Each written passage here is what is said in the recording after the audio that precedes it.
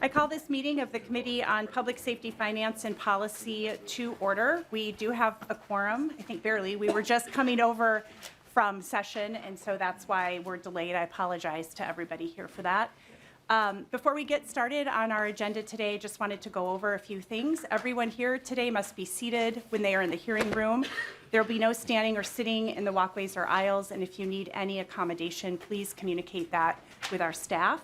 Signs are also not permitted in the hearing room, either in the audience or at the testifier table.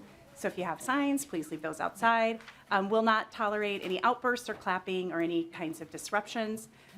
We do have several bills on the agenda today. I am the author of several of them, so I'm going to move up to the testifier table, but actually we need to do the minutes first. So let's just take care of that. Let's see. Representative Curran, would you move for approval of the February 13th, 2024 minutes? Yes, Chair, that is my motion. All right, any discussion? Seeing none, all those in favor signify by saying aye. Aye. Opposed? The motion prevails and the minutes for February 13th, 2024 have been approved. And I will go ahead and turn the gavel over. Oh, Kelly was back here. Yeah.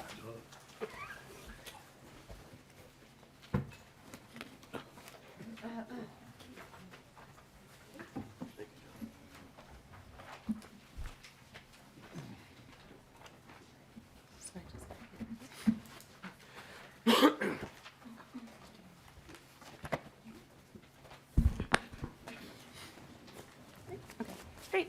So the first bill on today's agenda is House File 3398, which is Representative Moller's bill. We will be laying this bill over. Therefore, I will, or would you like to move? Or I guess I'm moving to lay this bill over, House File 3398. And Representative Moller, your bill is before us, so please tell us about your bill. Thank you, Madam Chair and members. So this bill is providing additional funding for crime victim services.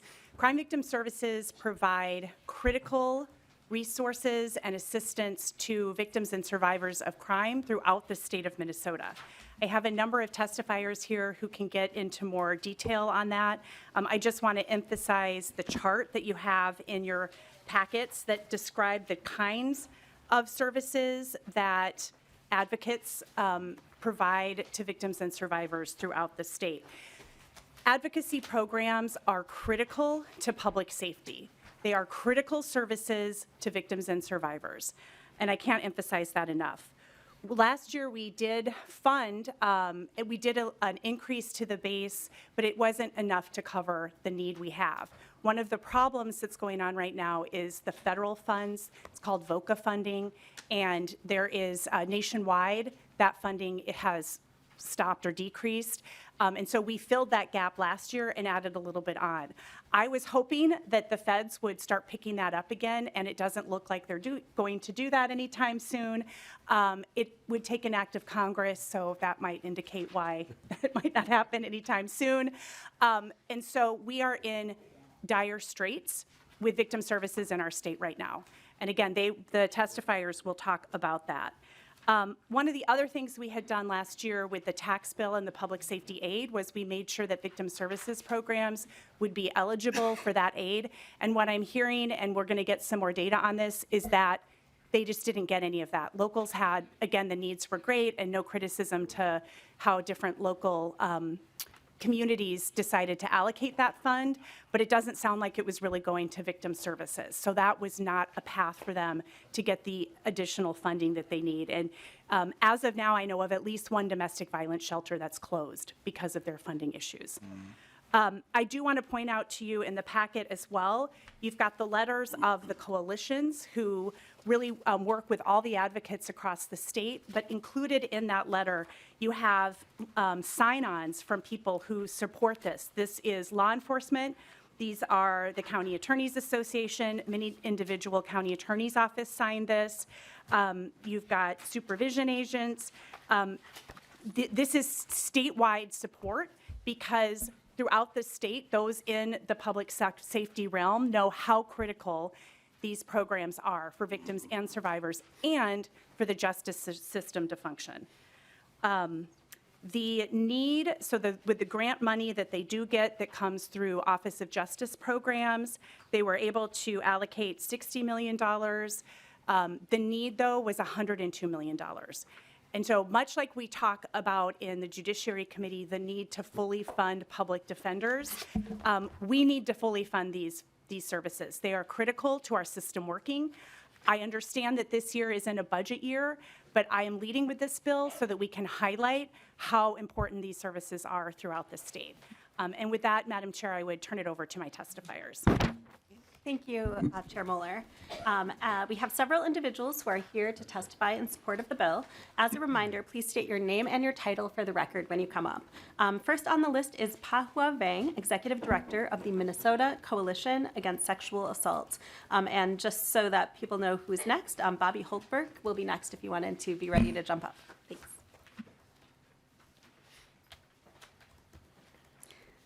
Good morning. My name is Pahua Vang. I'm the Interim Executive Director. I'm in CASA, the Minnesota Coalition Against Sexual Assault.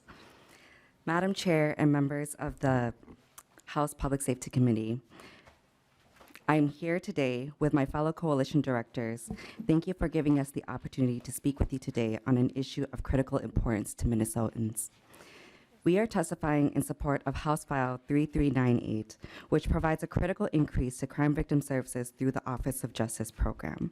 This funding is desperately needed so that survivors of domestic violence, sexual assault, child abuse, and general crime can access the services and support they need to care for themselves and their families. We need you to invest in survivors. House File 3398 is supported by each of the 6 statewide coalitions working to end violence and abuse in our state: Violence Free Minnesota, the Minnesota Coalition Against Sexual Assault, the Minnesota Alliance on Crime, and Minnesota Children's Alliance, the Sacred Hoop Coalition, and the Minnesota Indian Women's Sexual Assault Coalition. Our coalitions represent over 200 programs, serving more than 68,000 victim survivors of violence annually across the state. And today we are joined, many of us joined in this room and virtually, to collectively advocate for a sustained funding increase to meet the needs of our communities and crime victims. Crime victim services are at a crisis point in Minnesota. Due to years of stagnant funding from the state, exacerbated by historic depletion of VOCA funds and cuts at the federal level, crime victim services cannot maintain adequate staffing to provide the most fundamental services for victim survivors in many communities. We have already seen one advocacy program shut its doors from a lack of funding needed to keep its 21-bed shelter operational. These 21 beds served about 200 people every year, and now they are gone.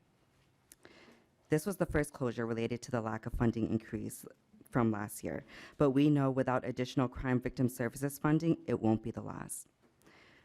We are asking for these funds knowing this is not a full budget year.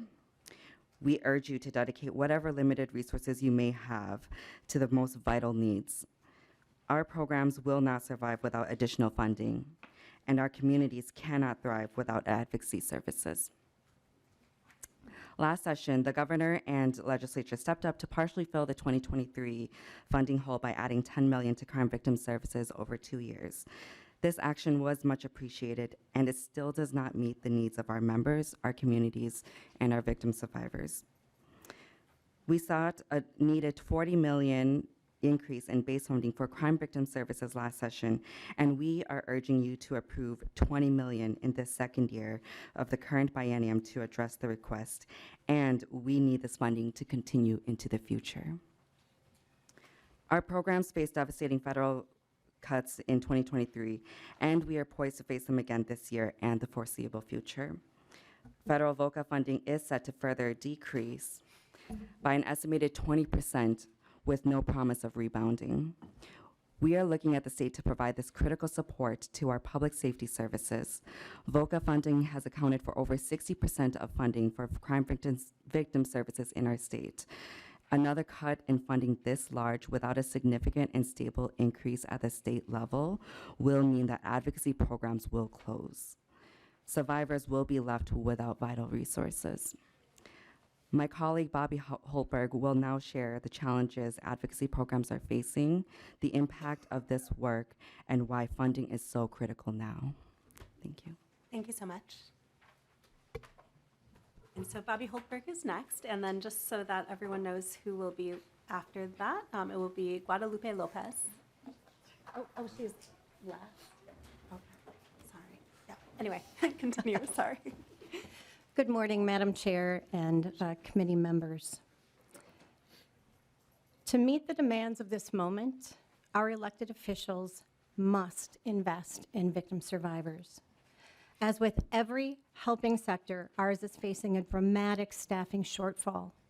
Working with victims of crime is difficult and highly skilled work done by dedicated advocates.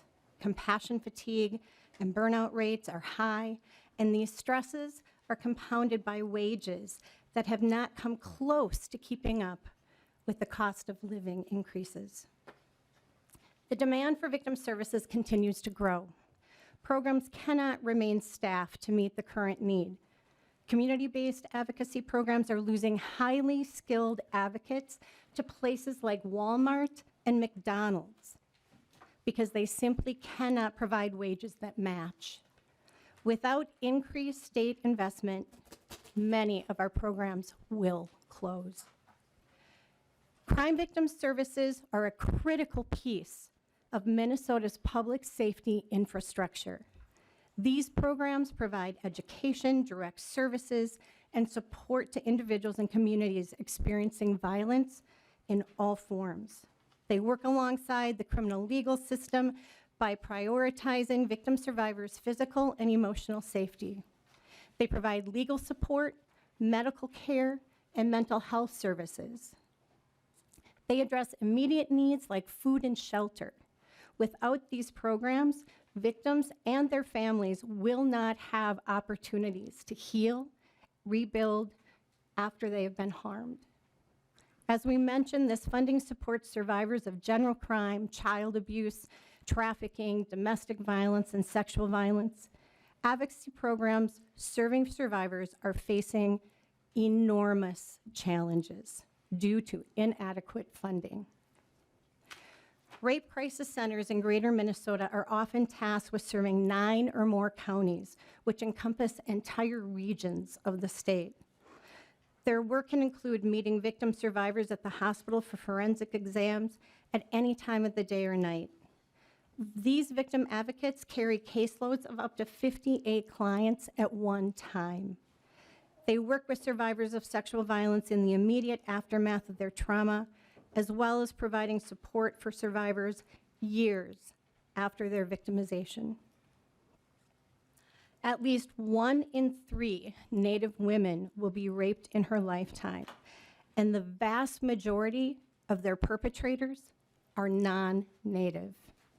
Services to meet the needs of Native victims must be culturally based and include healing and traditional wellness practices.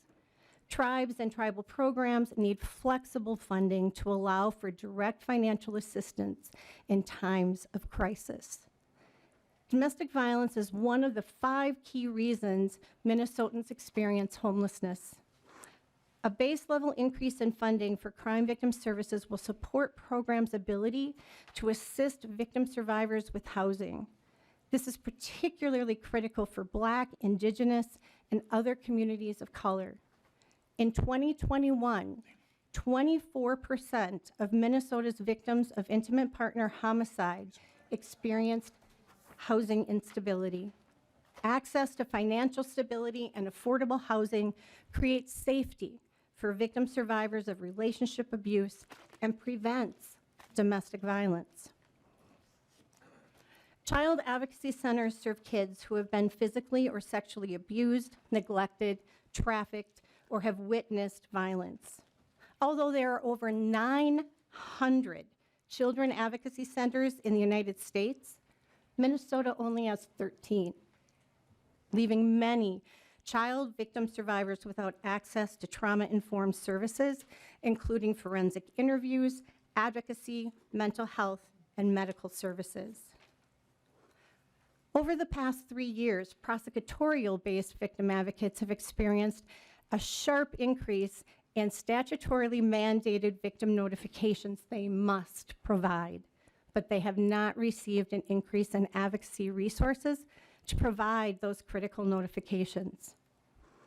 There is not one standalone general crime advocacy program in Minnesota, even though the highest rate of reports is from victims of general crime.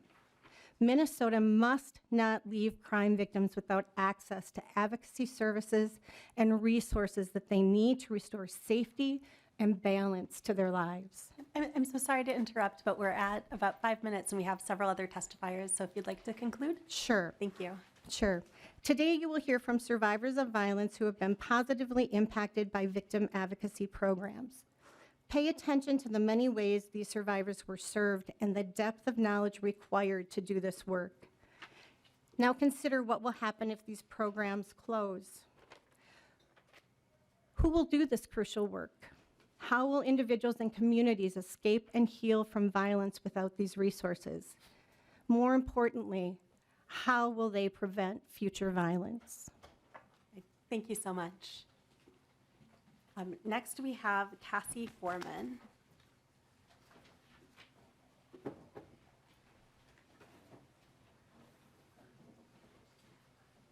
Oh, and just as a reminder for our testifiers, we are trying to keep our testimony to about 2 minutes. Thank you. My name is Cassie Foreman, and I am a domestic violence survivor.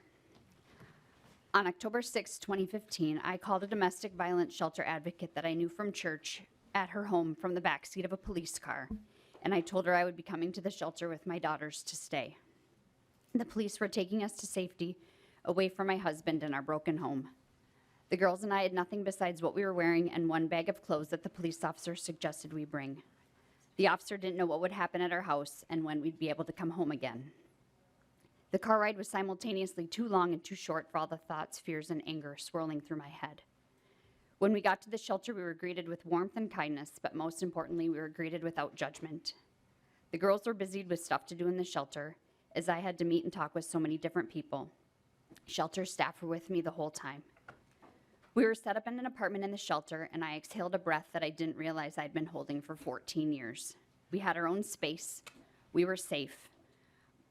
While we were staying at the shelter, the staff took the time to get to know my daughters and me, and the encouragement and love I felt from them was amazing. With all the support and connections that I made, I only missed 2 days of work, providing some sense of normalcy when the rest of my world seemed to be turning upside down. The thought of being a single mom scared me. I knew we also wanted to make space for the next family just beginning their escape. The women's shelter helped me find a place to live and got me connected with Safe at Home, the confidential address program.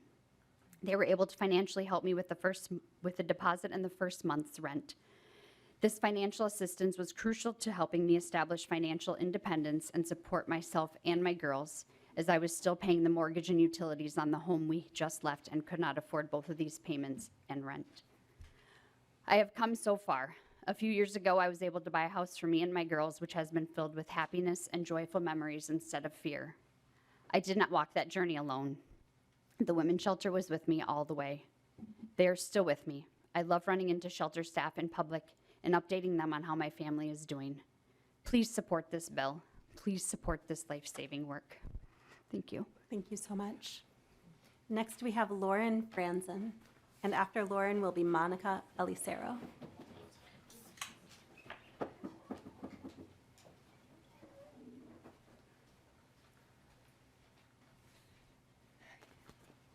Thanks. Please introduce yourself and proceed. My name is Lauren. I am a survivor of domestic violence. I'm also a domestic violence shelter advocate. Missions, Inc. program is located in Plymouth. I'm here today to ask for support in the House File 3398. I've arrived at Missions, Inc. Home Free Shelter in 2020 with my 1-year-old daughter, Hazel.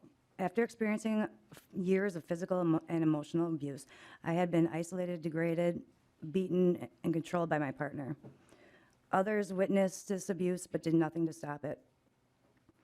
I felt broken and alone. I was also recovering, sorry.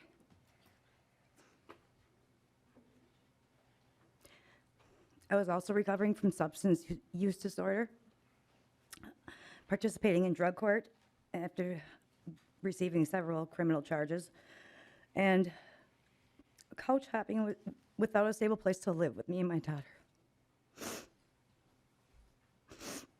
After my probation officer found out what I was experiencing at home, or wherever I was terrified to go to the shelter. He got me connected with Home Free. When I got there, they welcomed me with open arms, never judging me. It made me feel like a person, like a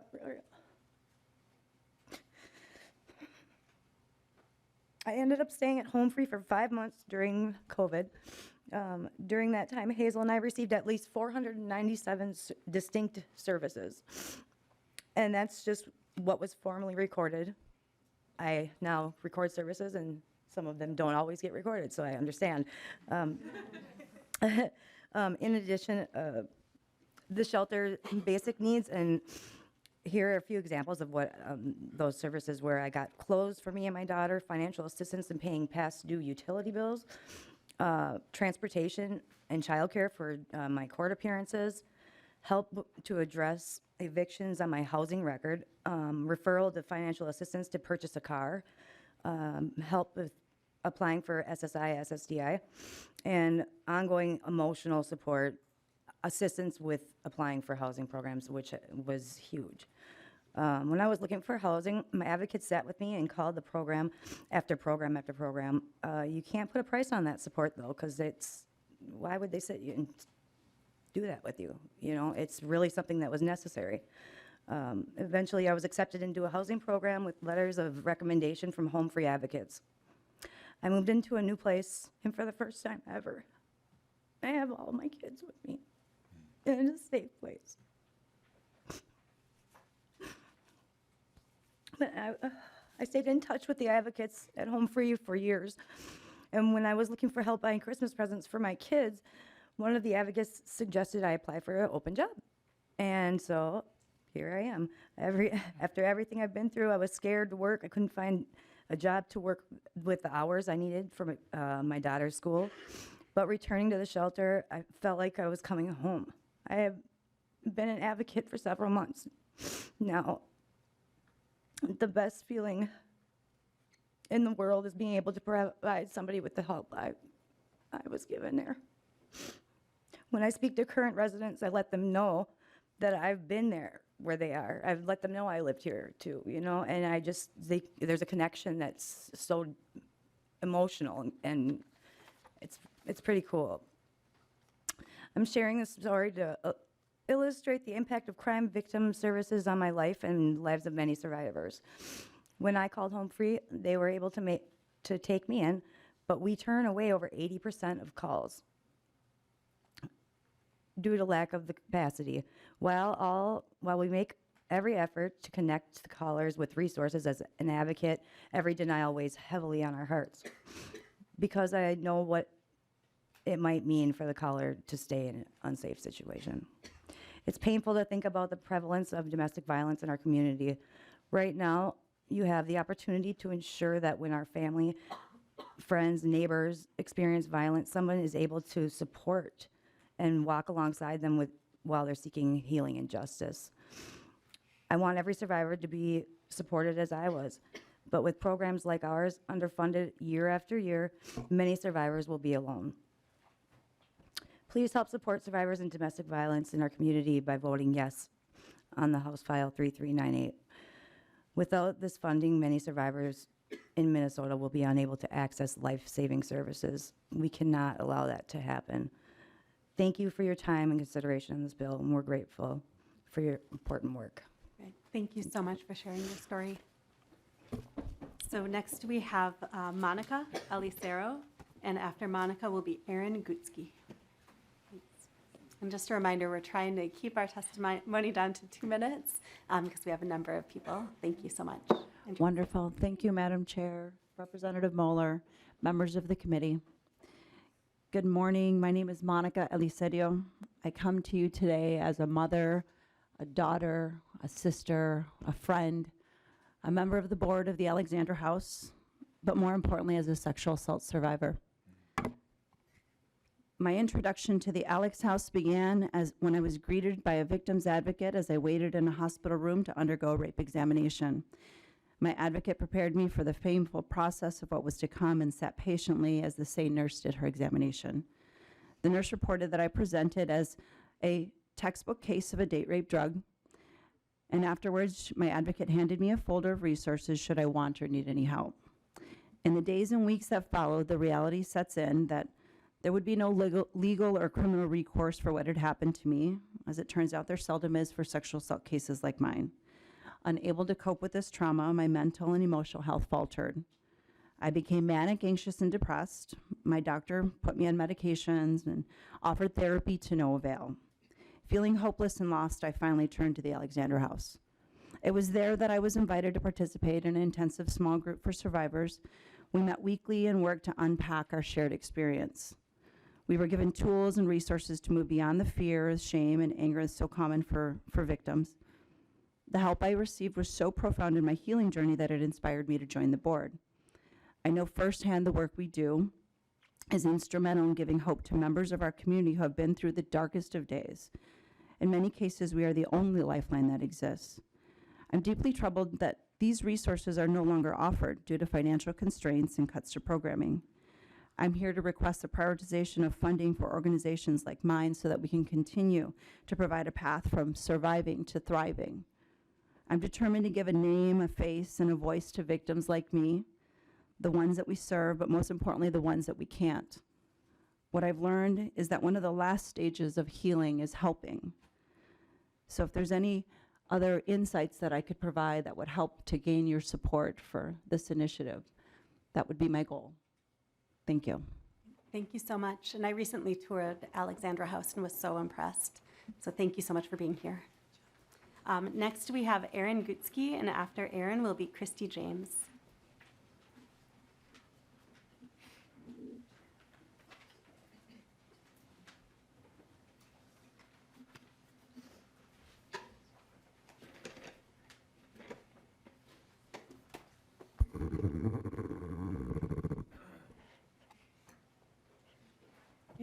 Hello, everybody. Good morning. My name is Erin Gutsky. I am the Executive Director of Think Self here in St. Paul. I'm here in support of House File 3398. We serve deaf, deafblind, hard of hearing, and late deafened adults around the state of Minnesota. We provide direct services for adults who experience harm caused by domestic violence, sexual assault, human trafficking, and general crime. We also work closely with the Minnesota Department of Education to provide adult education programming to our state's adults who are eager to go into the workforce by providing them with instruction pertaining to English, digital literacy, and driver's education. We are the only deaf-led consortium of adult education in Minnesota and in the country, and one of only 13 organizations nationwide that are tasked with serving deaf survivors of violence.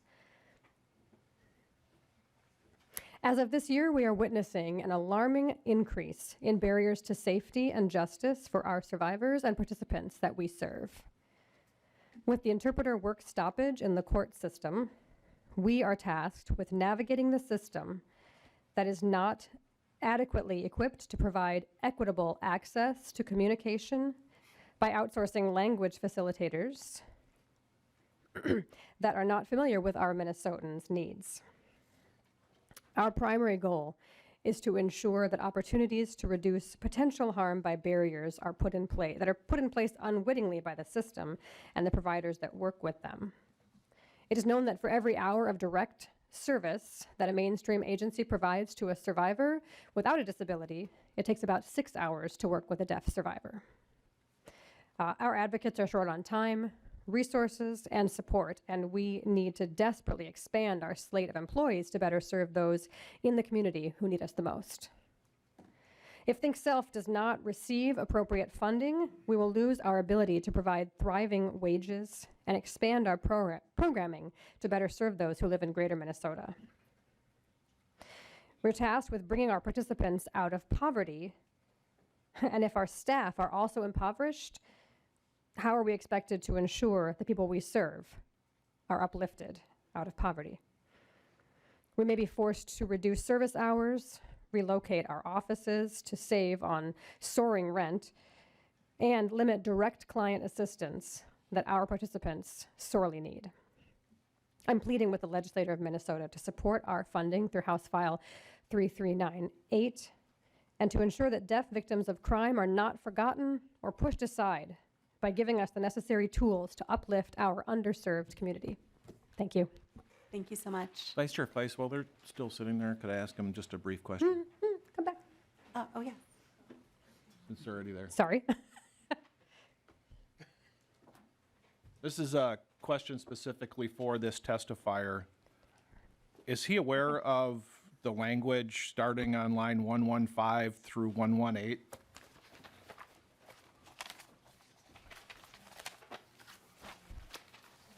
I don't have it in front of me. No. I'd just like to point out to him, he's saying that he represents a very specific group, and it's a group that I feel is absolutely in need of support. But in the lines that I mentioned, the $20 million that's mentioned in this bill is specifically not going to go to the groups that he represents. Before our testifier answers, perhaps Chair Moller would like to respond and clarify. Yes, if we can, Madam Chair, I'd like to get through the testimony. It sounds like this is not really a question for the testifier, but something I'm happy to address after we get through the other testifiers. Right, that sounds really good. So we will come back to this question, but for now, we're going to get through our remaining testifiers. Thank you. Okay, thank you. Stay with us in case we have questions for you. Hot seat. Wow, okay. Great, thank you so much. Next, we have Christy James, and after Christy will be Guadalupe Lopez. He does not.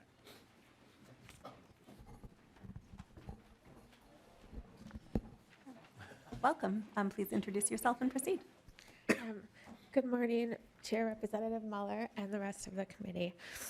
My name is Christy James, and I am a domestic violence survivor. I almost died at the hands of my ex-boyfriend. For years, he would isolate me from others, demean me, lock me in a closet for days at a time, and beat me for hours. One morning, after I had already left him, he found me at my mother's. I did try to run, but before I could get out of the garage, he pulled me through the open car window, tearing off a chunk of my hair, threw me on the cement floor while kicking, punching, and stomping on me until I lost consciousness. The police arrived with an ambulance. An advocate from the St. Paul Ramsey County Domestic Abuse Intervention Project, or SPIP, met me at the hospital. The advocate stayed with me while the police gathered evidence and pictures, and even though I was terrified and in pain, for the first time I felt that I wasn't alone. SPIP made sure I received medical attention, obtained a protective order, had an ongoing safety plan, received legal advice, and found safe housing. They provided me with 24-hour support, coordinated with the justice system for my ongoing protection, and worked with me throughout the entire criminal process. SPIP and so many programs across the state will have to decrease their services to victims because of lack of funding. Who will answer the call or come out in the middle of the night to offer things you didn't even know you could have? Who will believe you? Who will be there to help you with the whole picture of your life that has been so damaged? SPIP saved my life, and I would not be here without them. I respectfully ask that you please fund these statewide services so other victims will be protected and more lives will be saved, like mine. Thank you. Thank you so much. And our last testifier who signed up ahead of time is Guadalupe Lopez.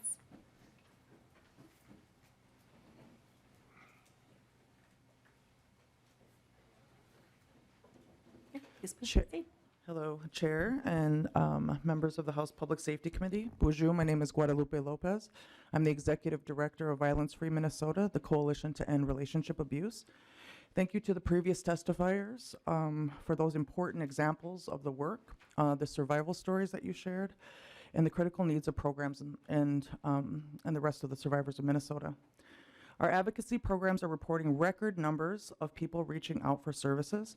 Many of those who seek services are reporting more severe violence, complex family needs, and the increased mental health issues. In recent surveys of advocacy programs, we learned 60% of programs who will have to drastically reduce services if they do not receive an increase of funding.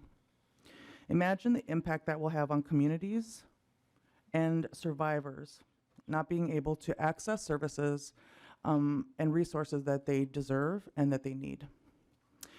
We need robust and long-term investments in crime victim services in our state, and we need it urgently. We need your support for ongoing increase in base funding for crime victim services. We need your continued commitment to prioritize the safety of our survivors of Minnesota, their families, and the communities across by investing in victim survivors. We urge you to support House File 3398. Miigwech, and thank you. Thank you so much. And we did have one person sign up from the public to speak, and that is Andrew Morris from the Council on Asian Pacific Minnesotans.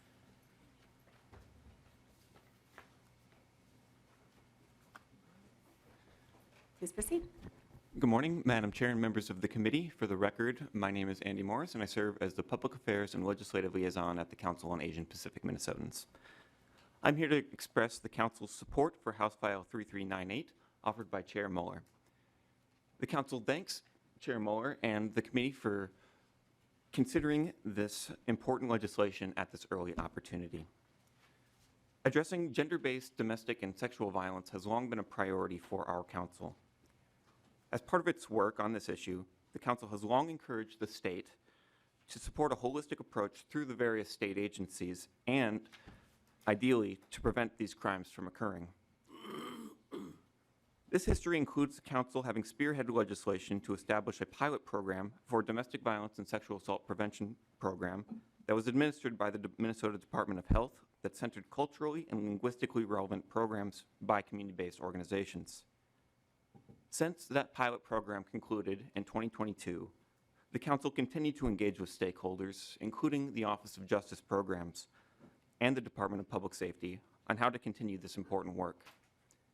We are encouraged that this legislation, in addition to providing crucial further resources, prioritizes programs that serve culturally specific and other underserved communities, which are critical to effectively reaching survivors for whom traditional programs may not be accessible. The Council believes that this legislation offers an offers an opportunity to both meet a critical need and to continue and build on previous work and lessons learned to effectively meet the needs of survivors. We encourage the committee to support House File 3398. Thank you for the opportunity to testify and your consideration of this legislation. Great, thank you so much. And that will conclude our testimony, and we will move on to the A2 amendment. Who will be offering the A2 amendment? Representative Engen. Thank you, Chair Feist, and thank you, Chair Moller. This is crucial work, and it really is a travesty that FOCA funding hasn't continued. It's a travesty that we're sitting here in a non-budget year and asking for $20 million when 100 yards away I see a building that's being built right now for $730 million that could have had a lot of funding for these groups that do some really, really crucial work. We have 4 women who just testified who I believe are absolutely heroes. I mean, to go through what they went through and to share that story and ensure that other people aren't left without the resources that they have, that is extremely brave, and thank you.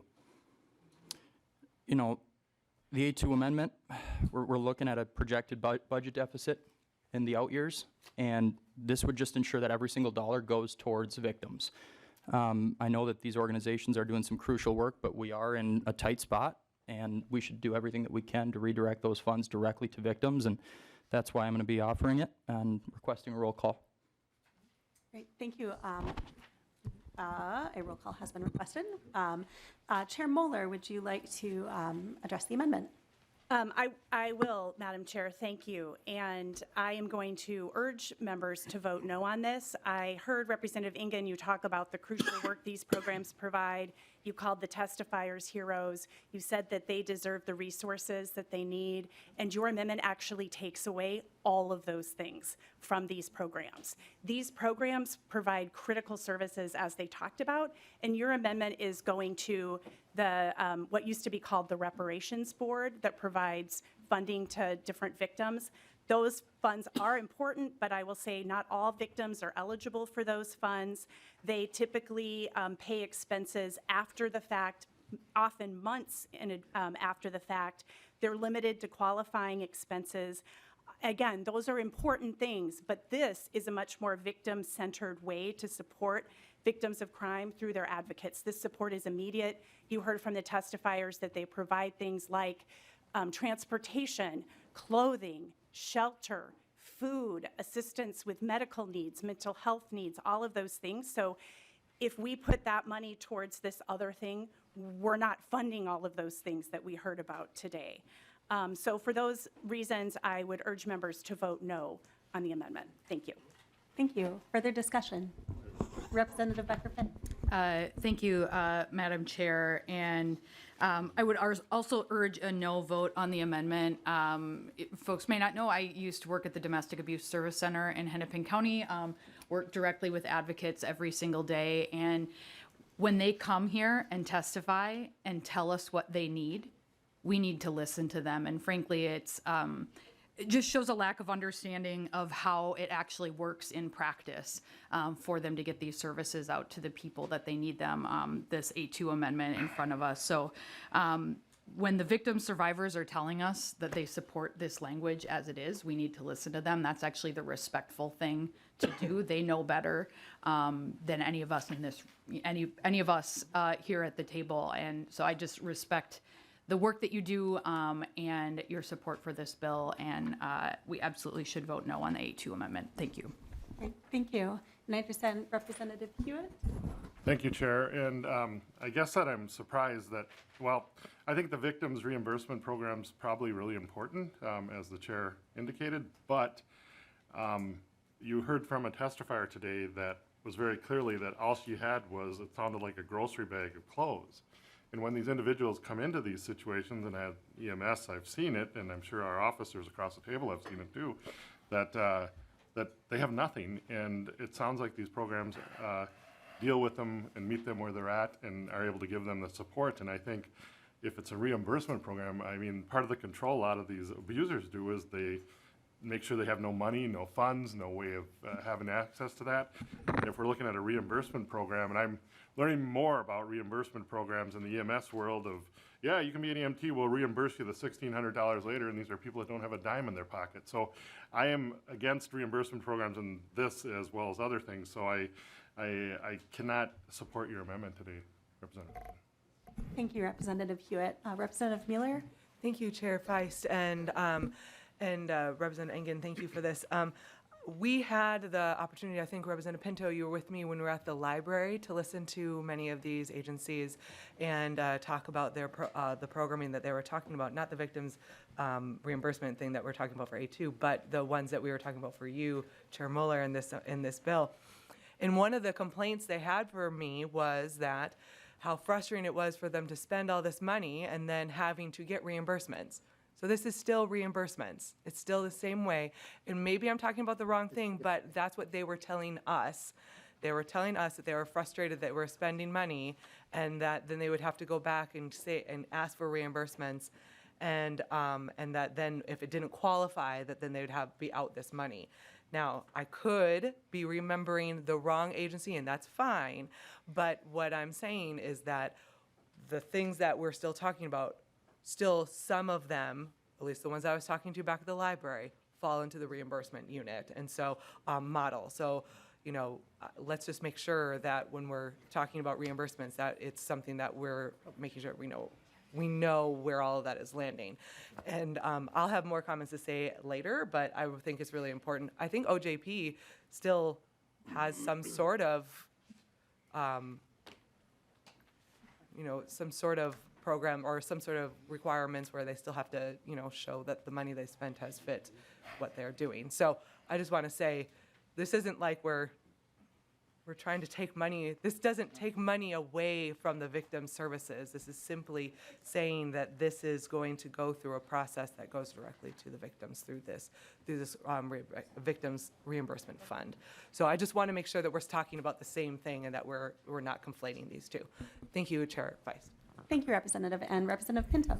Thank you, Madam Chair. Just to clarify, I think what Representative Mueller, what you're referencing was a tour, and this is actually a good chance to thank the chair and staff for putting together some amazing tours and programs over the summer and fall. But that was actually, I think, a completely different group. Those are community violence interruption groups.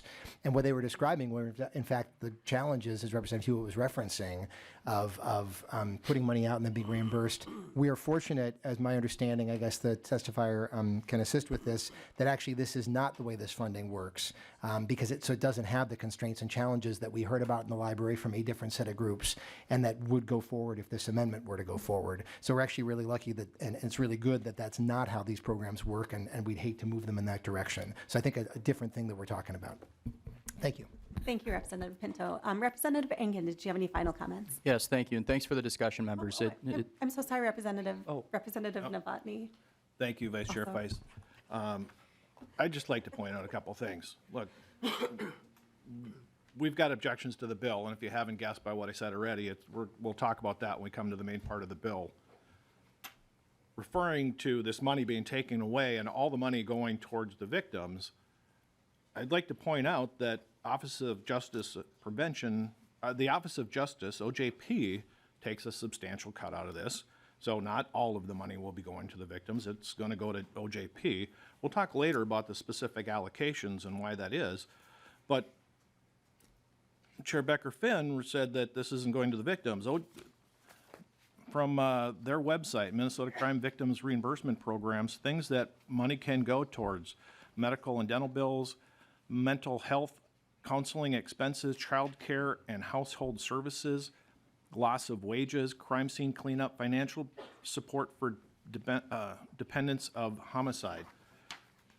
Look, we don't have an issue. It's just where specifically earmarking going. It's going to be hard for me to vote with Representative Engen on this bill because I understand the work, and I'll address it later, but this is a protest vote, so I recommend agreeing on our side. Thank you, Representative Novotny. Representative Engen. Thank you again. The discussion was very helpful.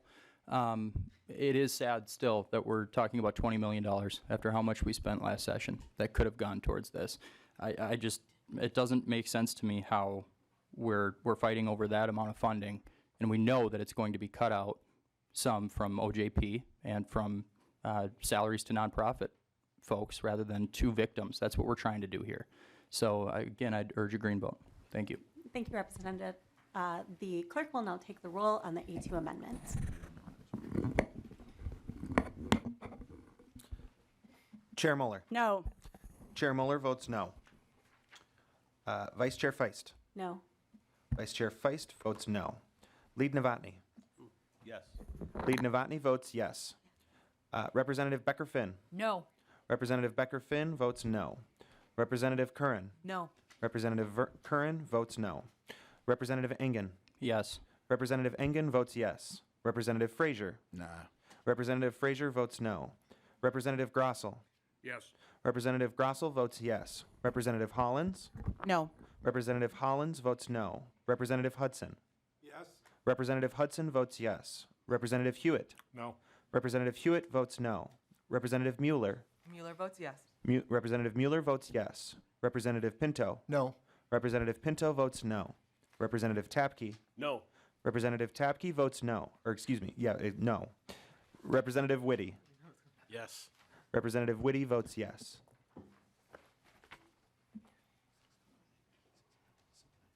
There being 6 ayes and 9 nays, the motion does not prevail. There being no other amendments, we're going to move on to member discussion, and I will just remind folks that we have 3 other bills that we're hearing today. So we're going to keep the conversation to about 5 minutes, but this is being laid over, so we will have more time in the future to discuss this. And I'm just checking to see if I have a list. Oh, you are for sure first on the list, Representative Novotny. Thank you, and I'll try to be brief. And as I said, we have objections to the bill based on a couple of things, and I've seen some heads being shaken over there, and I'd just like to remind some of the heads that are shaking over there when you poo-poo what we're saying, that we don't know what's going on with the system. Many of us have been involved in this system. I first became a reserve officer in Elk River in 1984. That was just after the state law on domestic abuse changed from may to shall. And all of a sudden, domestic abusers who for all their life had been able to not be arrested unless the wife pressed charges short of a domestic charge, found themselves going to jail.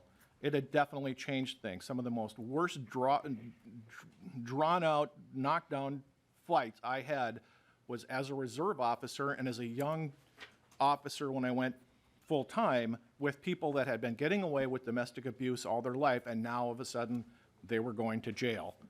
We fast forward to where we're at now. I've never once asked the color of the victim when I went to a domestic call. I would suspect anyone else on this side that has gone to a domestic call asked the color of the victim or had that anywhere play into the need for that victim to get help. If you asked me, I'd draft a bill for $40 million because I know the problems that have come with domestic abuse funding. I work closely with my group. I do everything I can to get them funding. I fund them personally. I read this bill and I need clarification. Is this handout from MnCASA to do with this bill? Because this handout supporting this bill that was included in the packet doesn't appear anything to have to do with the bill. And I'll just go on my rant and be done. Federal funding was cut. Unless I'm unaware of something, I don't believe that the federal cut was disproportionate to people of color. I believe that the federal cut overall to these advocacy groups was for everyone, and it didn't matter what the color of your executive director was, or your staff, or the color they served. That's our problem with the bill.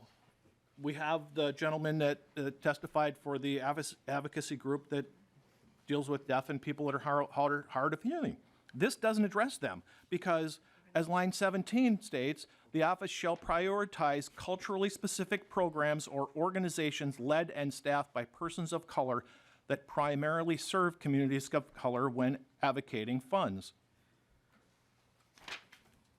I'd go up and stand on the floor and do everything I could to get you $40 million if it went to everybody. Picking winners and losers and earmarking funds to specific groups, I don't know of any of these groups that decides what the color of their victim is when they come in and ask for help. And I don't know why we are. I'm at a loss. That is our objection to this bill. Take out everything after line 1.14 survivors, where it starts with services. Take the rest of it out. We're a solid green. I'll go to the bank for you. Thank you. Representative Moller, response? Yeah, thank you, Madam Chair. I am just sort of flummoxed by this conversation. Victims of crime often do have there's a diverse background, victims of color. I'm sure any of the advocacy programs that are here today would be glad to have this conversation.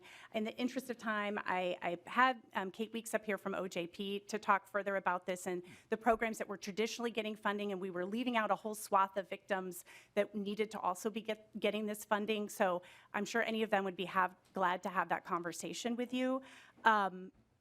The reality is that all programs need this funding, and that is what our bill is also including all programs in here. So if you want to talk about language changes, we can talk that. Your amendment was something completely different than that, though. So again, I think it's really important that you have those conversations. I'll note that it also mentions that geographic diversity of the state, we want to make sure that these programs are in all areas and continue to thrive in all areas of our state to help victims throughout the state of Minnesota. So again, I just would encourage members here to have those conversations and continue to have conversations with me about the bill, because this is the first I'm hearing of that concern. Thank you. And Director Weeks, would you like to introduce yourself and have a further response? If you want to. Good morning, everyone. Chair members, my name is Kate Weeks. I'm the Executive Director of the Minnesota Department of Public Safety Office of Justice Programs. With the language of the bill and just listening, one of our experiences is traditionally over time, a lot of the funding had gone to what's called mainstream programming, which weren't able to offer things that are really, really important when someone comes in after a violent experience or is experiencing trauma. So the things that oftentimes I think about in rough times is things that are comforting. Someone who speaks my language, someone who understands culturally, there might be some cultural things that are really important to their healing, to their understanding. Having an advocate there that can help them guide through the criminal justice process that might be unfamiliar, and having those supports. It could be as simple as food. It could be as simple as understanding family systems. And so those are really true benefits when we talk about healing and moving through a traumatic experience, is to be able to have a program that's available that brings that kind of understanding and foundation. And so I think that is some of what that language is getting at. I really, really encourage to speak to the advocates in the room who do this every day and can provide real life examples of how that made a difference in a person's world and environment in that healing. And I also want to emphasize that this additional funding will not take away from those other programs. This is to add and meet the need in Minnesota. Thank you so much. So we have a couple of other people signed up to speak, and I'll just remind you that we have 3 more bills that we're going to get through today, so if you can keep it a bit succinct. Next on the list is Representative Hollins. Thank you, Madam Chair, and thank you to the advocates and the victim survivors that were here to testify today.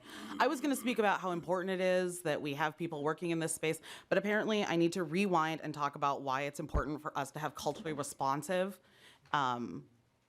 programs, because I have worked at domestic violence shelters before, and actually when you see people come in that are from majority groups, they have resources that are available to them that other folks don't have. And those are resources that are both programming that is culturally responsive to the majority group, that is white people, and straight and cisgendered people, but also they have resources outside of that, like families and savings and things like that that help support them moving forward, that folks who are from minority communities do not have. And I don't know that I need to rewind this far, but I will, because the reality is people from our communities were not allowed to hold property. We were not allowed to buy homes. Historically, there is a reason why my family is not as far ahead as your family might be, and that is because it's not because they were lazy, it's not because they weren't able to work, it was because that we were held in slavery, it's because we were prohibited from being able to access generational wealth because of our inability to own homes in good areas. And this is an important conversation that we absolutely, I'm sick of having it, but we have to keep having it. The reason why we need these programs for communities that are underrepresented is because they have not had access to this. They do not have the wealth in their family to say, well, I'm just going to stay at my sister's house instead of staying in this house, because they don't have a sister that has a home that has room for their whole family. Like, these are the realities that our communities are facing.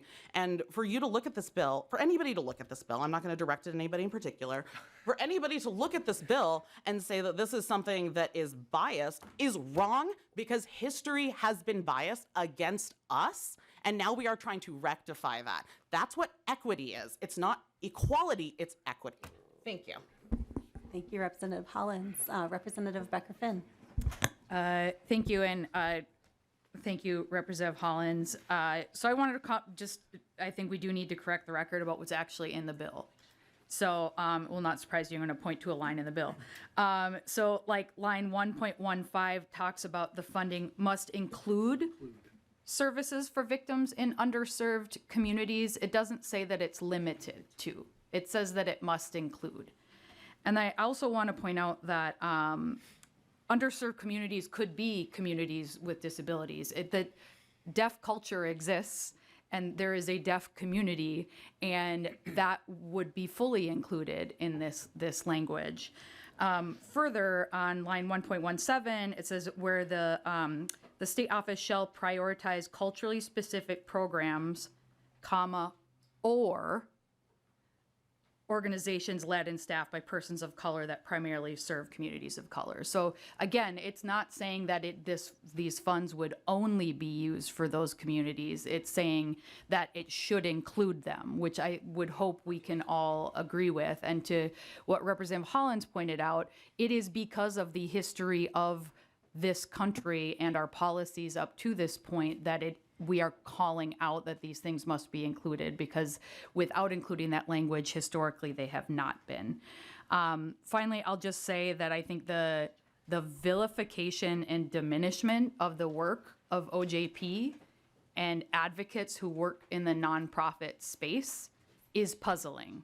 So that's why we've been shaking our heads, because it's puzzling that we would diminish their work as advocates for the sake of whatever was happening in that amendment. So thank you, Representative Moller, for bringing this bill forward. It's important. I am very glad it is the first thing we're doing on our regular scheduled day. And I think it's really important that we're having this conversation, even if it's taking up more time than we had planned. So thank you. Thank you, Representative Beckerfin. Representative Mueller. Thank you, Chair Feist. And I'm going to ask a very different question. We're going to go very differently than this. And I appreciate the conversation. I appreciate all the remarks that are happening here. As I have always asked with any type of grants or any type of money that we allocate to OJP, I want to make sure that there is some sort of limit, and that it's because it's not written in here. So I just want to make sure it's going to be following the same rules, that only a certain percentage can go to administration. I also, and I know that we've had this conversation before about matching funds, because that doesn't always happen with other things. And I know that matching funds can be in different ways, not just funds, but in time served and all those things. Like, I understand that. But, you know, again, one of my principles is that if you can only exist when you're doing some of these things simply because of government funding, then when your community values what you're doing, which we all value what this is doing, but when your community values what you're doing, they're going to invest in that. And so I want to make sure that and that's why it's so important, as we're hearing all of these comments, I want to make sure that all of our communities have different needs and different ideas and different things. The most important part in Austin, we are serving people from all over the world. All over the world comes to Austin, who have lots of different needs and different ideas. And so giving money to my community and having them see what they need is super important. But my community also comes around them and supports them. So, long way to say, I just want to know the parameters around the grant and the money that's appropriated, and how we're making sure that administration costs are not taking money away from victims, and that we're able to see that there is some community buy-in so that there is actually sustainability.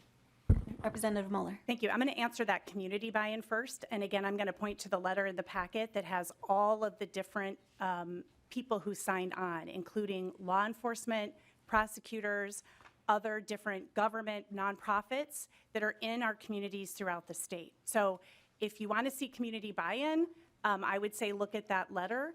I will also note that I toured Alexandra House in Anoka County. They are getting their funding from many different sources. These programs are trying to pull things together with, I don't remember the saying, like a shoestring kind of, in a kind of way, because every dollar matters, and they're trying to access every single lever that they can pull. So I know that the programs are working very hard. It's not like they're just saying, oh, you know, we only, can only rely on the state.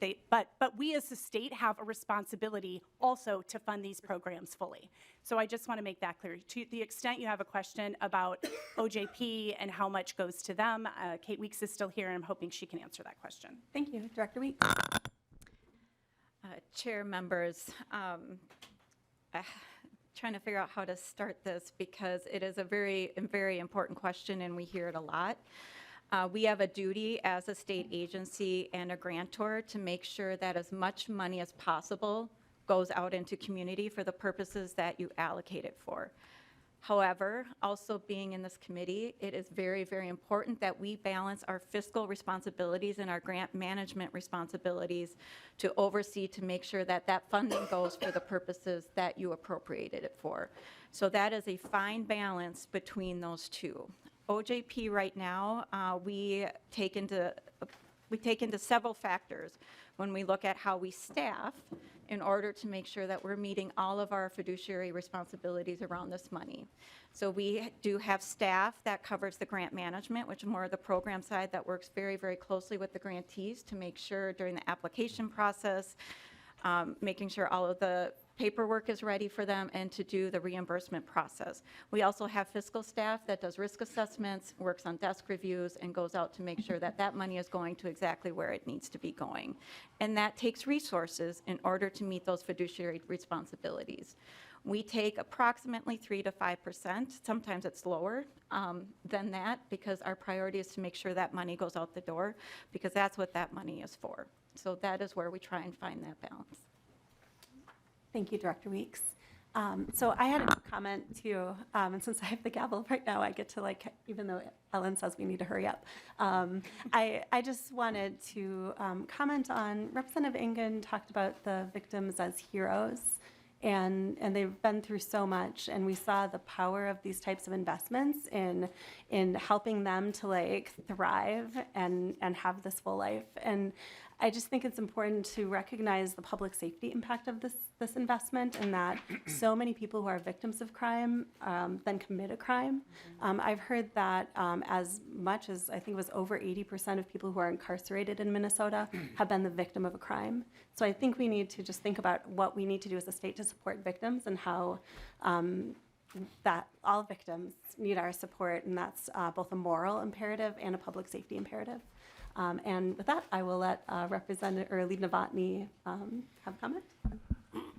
I'll apologize for the intensity before, but I'd just like to point out, I've never said anything in the 5 sessions that I've been in. My grandparents were sharecroppers. I lied about my age at 15 to get an overnight job and worked a full-time overnight job while still being a small dairy farmer, and have supported myself entirely from the time I was 15 years old. We didn't have running water in the house because we were losing the farm to bankruptcy from the time I was a senior in high school through college. I showered at school. I washed my clothes at a laundromat. When you look at anyone and make a judgment about them, just based on the color of their skin, I think that is the problem that's going on with this country. And I just wish we'd get away from that and just take everyone and give everyone full value. Thank you, Chair. Chair Moller, any final comments? Yeah, just briefly, I think it's just critically important that all the members of this committee talk to the advocates, the advocacy programs, tour a shelter if you're able to. I think it provides really valuable insight into the important work that these programs provide and the real needs that they have moving forward. So with that, I know we're laying this over, but I look forward to continued discussion on this. Thank you. Great. Thank you, Representative Moller. And with that, I renew my motion and lay over House File 3398. So the next bill on today's agenda is House File 3509. This is also Representative Moller's bill. Representative Moller, would you like to move your bill? Yes, Madam Chair, I think the motion is for it to be referred to the Judiciary and Civil Law Committee. Yes, Representative Moller moves that House File 3509. Try not to. If everyone can be quiet as they're coming in and out. Representative Moller moves that House File 3509 be re-referred to the Committee on Judiciary, Finance, and Civil Law. Representative Moller, the bill is before us. There are no amendments filed on your bill, so please tell us about your bill. Thank you, Madam Chair and members. So this is an issue related to victim privilege, victim privacy. I could talk for hours about this issue because it is something I have worked on for over a decade. There is a privilege in statute that applies to a lot of different communications that we as a state want to protect. We want people to be able to say things in confidence because those conversations are super helpful. Attorney-client privilege is the first thing that comes to mind. I think everybody's heard of that. Everybody is aware as well of the medical privilege that you have with your medical providers, mental health providers. But we also have in statute privileges for the communications between a sexual assault advocate and a victim survivor, and a domestic violence advocate and a victim survivor. For some reason, the statute has some disparities with regard to how protective that privilege is for domestic violence as opposed to those other privileges, including sexual assault. And so this is really trying to close what I consider is a loophole in that statute and make sure that domestic violence advocates and survivors have that same level of privilege. I am honored today to be joined by Raina Alexander, who has also worked on this issue for longer than I have, but together we've worked on it in my other job as well. And she is just brilliant when it comes to this topic, and so I look forward to hearing from her. Great. Thank you so much. And please introduce yourself and proceed. Thank you, esteemed members of the committee. My name is Raina Alexander. I am the Director of Finance and a staff attorney at Standpoint, and I'm here to speak in support of House File 3509. And I'm aware of our time limit, so I have done some. I can also talk for hours about this issue, but I have edited even my comments down further. So, but also happy with questions. Domestic violence is an underreported crime, and among the many reasons that victims give for not seeking or reporting for help is that the loss of anonymity and privacy that comes with engaging the criminal justice system. Working with an advocate can provide a safe, confidential, and non-judgmental opportunity for a victim of domestic violence to consider all the various options while addressing any pressing needs, including crisis support and access to services while responding to the trauma they have experienced. In 2008, the Minnesota legislature, without a single no vote or any objection, recognized that the public interest in domestic violence victims' health and safety rises to the level of justifying the creation of a specific privilege protecting confidential information. We are now asking the legislature to update the statute to bring it in line with the sexual assault counselor privilege. Over the last 17 years, I have represented at least 23 domestic and sexual violence programs and had over 800 conversations with attempts to gain access, or when people have tried to attempt to gain access to confidential records against the wishes of the victim survivor. Victim survivors often express a feeling of being re-victimized by the system when their records from a domestic violence program are sought. Domestic violence victims expect and have the right to expect that the fact that they sought help from a domestic violence program will not become known outside that agency. They expect and have the right to expect that the type and extent of services that they will need will remain confidential and private between them and the agency.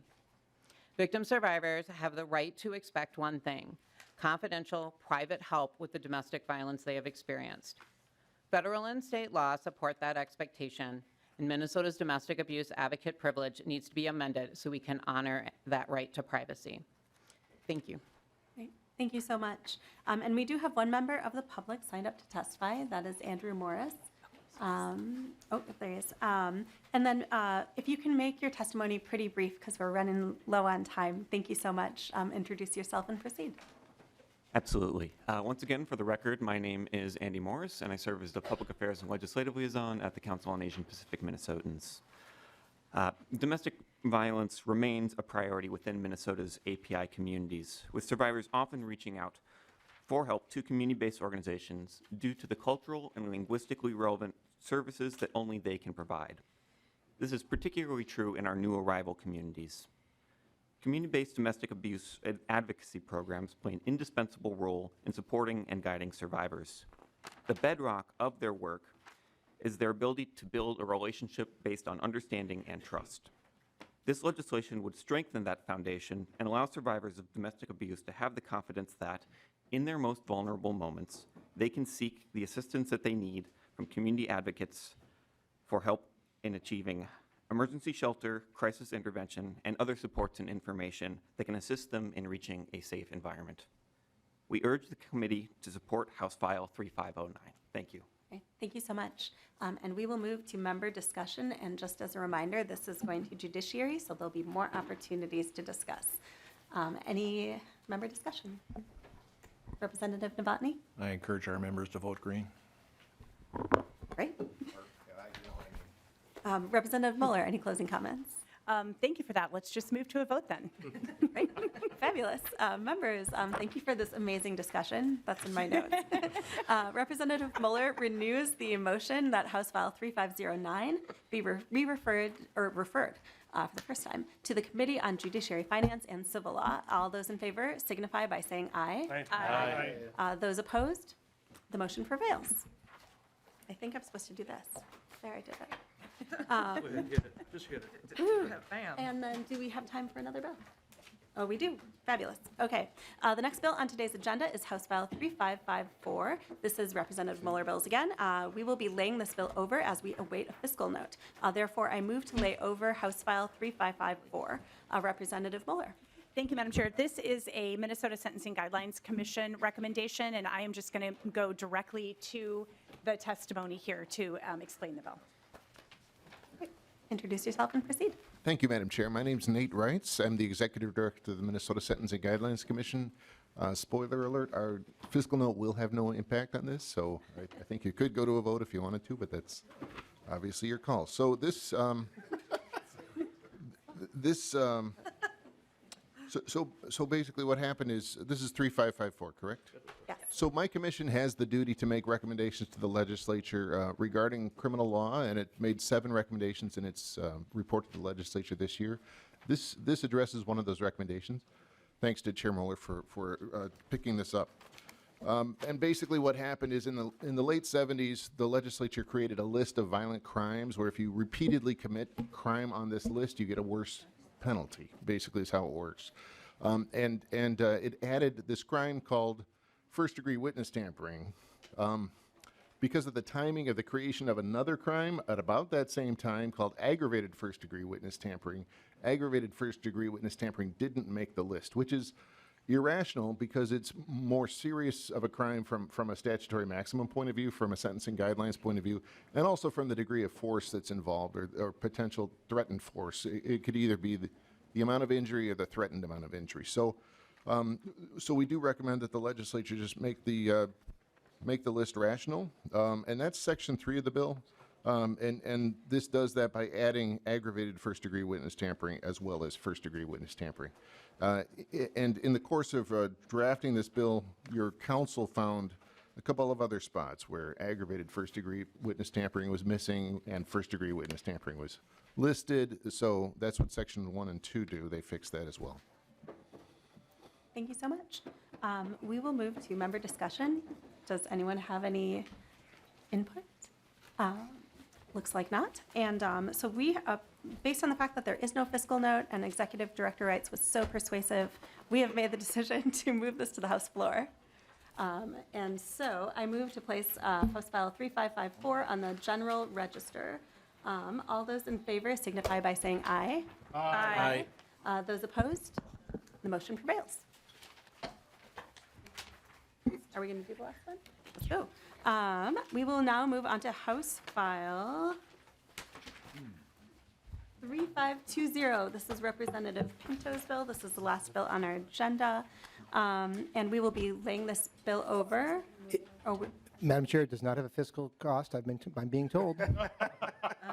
So maybe. So if you're very persuasive, we will be convinced that we can move this to the General Register as well. Madam Chair, maybe I'll give it a try to move House File 3520 to the General Register, and then I'll see if Chair Moller tells me to change that, or you do, Madam Vice Chair.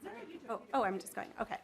Great. Representative Pinto, your bill is before us. Thank you, Madam Chair. This bill, members, came from the Sentencing Guidelines Commission, went to Chair Moller, and she very kindly allowed me to take it because of my past work against prostitution and against sex trafficking and sexual exploitation. This is simply a conforming change relating to the adjustments that we made through a number of other crimes involving sexual violence and sexual exploitation. And this one, I gather, was just missed. And maybe Mr. Reitz can just confirm that, and we can go straight to discussion and vote. Great. Thank you. Thank you, Madam Chair. Yes, that's right. In 2021, you may recall changing all the age thresholds for crim sex offenses, for child pornography offenses, and here child prostitution offenses from under 13 to under 14. Basically, there are 5 places where that change needed to happen in the child prostitution statute, and, I'm sorry, there were 6 places where it needed to happen, 5 places it did happen, missed one. The upshot is if, say, an undercover officer were posing as a 13-year-old child prostitute, basically, it wouldn't be clear which penalty applied, because there's 2 penalties that apply under the law as it's now written, which again is irrational and incoherent, and the commission unanimously recommends changing it. Thank you. Thank you. Member discussion. Seeing no member discussion, we are all very persuaded. Representative Pinto renews your motion to place House File 3520 on the general register. All those in favor signify by saying aye. Aye. All those opposed? The motion prevails, and the bill is passed on to the general register. Members, that is all we have on our agenda today, and this meeting is adjourned. Thank you. Thank you. Oh, I got to do this. There.